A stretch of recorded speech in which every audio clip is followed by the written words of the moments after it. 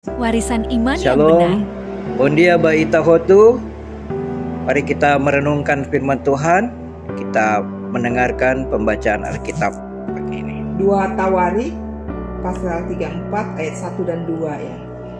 Yosia berumur 8 tahun pada waktu ia menjadi raja, dan 31 tahun lamanya ia memerintah di Yerusalem. Ia melakukan apa yang benar di mata Tuhan dan hidup seperti Daud, bapa leluhurnya, dan tidak menyimpang ke kanan atau ke kiri.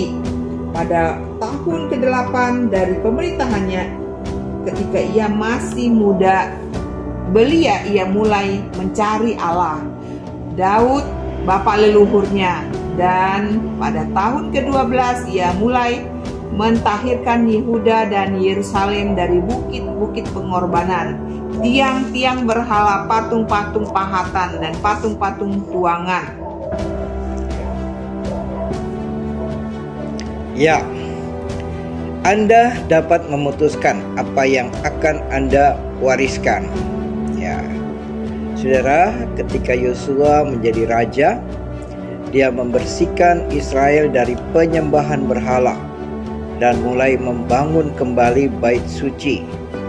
Saat itulah seorang imam menemukan beberapa gulungan yang sudah lama hilang, berisi firman Tuhan. Saat Yosia mendengar apa yang mereka katakan, dia sangat tersentuh saat menyadari bahwa umatnya telah menjauh dari Tuhan. Jadi dia mengirim pesan kepada Nabi Huldah, menanyakan apa yang akan terjadi dengan bangsanya. Huldah mengatakan kepadanya bahwa karena dia telah bertobat, ketika ia mendengar firman Tuhan, bangsanya akan selamat selama dia hidup. Ya. Saudara, seluruh generasi menerima kasih karunia karena integritas satu orang, dan satu orang itu memiliki banyak hal untuk diatasi.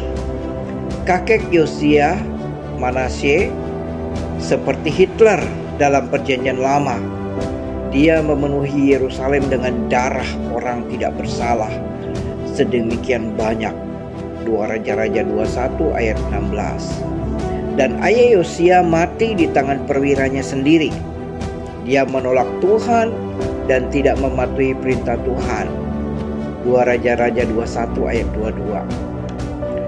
Nah, sekarang kita lihat Yosia baru berusia 8 tahun ketika dia naik tahta. Segera dia memilih kebenaran dan tidak berhenti melakukan apa yang benar sepanjang hidupnya. Apa gunanya? Anda tidak bisa memilih orang tua Anda, tetapi bisa memilih panutan Anda. Anda tidak dapat mengubah masa lalu, tetapi dapat bangkit di atasnya. Orang tua Anda mungkin telah memberikan DNA Anda, tapi Yesus akan memberi awal yang baru. Sebab itu, jadilah penurut-penurut Allah seperti anak-anak yang kekasih. Efesus 5 ayat 1. Masa lalu Anda tidak harus menjadi penghambat. Anda memiliki pilihan untuk menentukan jalan yang Anda ambil.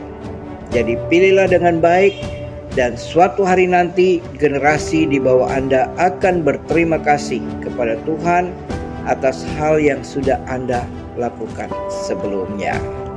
Ya, putuskan hari ini apa yang Anda wariskan. Baik, saudara, itu yang kita belajar hari ini. Memang sebagai orang tua ada DNA, kita akan turun kepada anak-anak. Ya, mungkin gen-gen yang kita turunkan, tetapi kita juga harus secara rohani mewariskan pilihan-pilihan yang benar.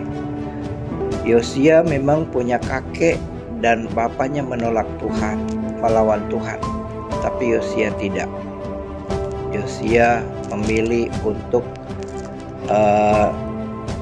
menegakkan kebenaran, mendapatkan kebenaran di masa muda loh.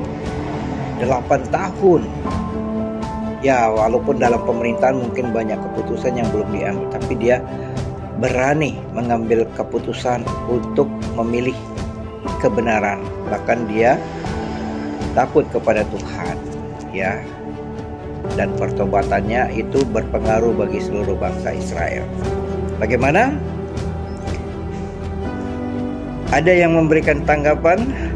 Oke, saudara, biarlah hari ini kita siap memasuki hari ini dengan percaya bahwa Tuhan satu-satunya yang harus menjadi pilihan kita untuk masa depan.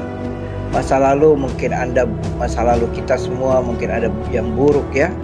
Mungkin kita tidak mau mengingat lagi, tetapi biarlah kita di atas dasar masa lalu itu kita mau melangkah ke depan untuk masa depan yang penuh harapan bersama dengan Tuhan.